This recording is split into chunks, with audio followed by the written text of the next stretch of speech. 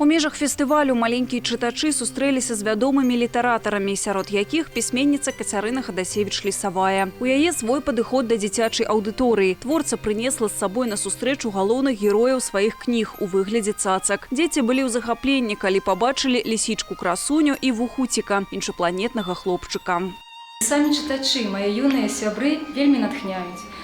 Ужо каторы год, каторы фестываль, мы разам, і мне вельмі хочацца кожны новы сезон, кожны новы сустрэчы, чымсьці іх парадаваць, здзівіць, нешта казачнае прапанаваць. Маленькім гасцям пашчасціла сустрэцца з унучкай Якуба Коласа, якая вырасла ў доме песняра. Марыя Міцкевіч расказала пра жыццё і творчасць дзядулі.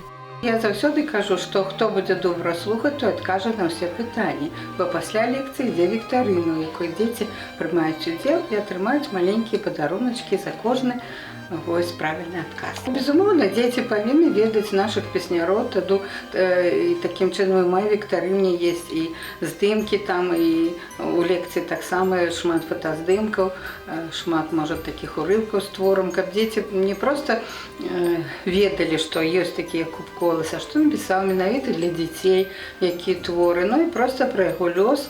Падчас фестывалю дзеці прынялі ўдзел у майстар-класах, а таксама паўдзельнічалі ў віктарынах. Супрацоўнікі дзіцячай бібліятэкі нумар 5 горада Мінска сыгралі з маленькімі гасцямі ў розныя гульні. Напрыклад, перакласці назвы птушак на беларускую мову або аднавіць паслядоўнасць радкоў у творах беларускіх паэтаў.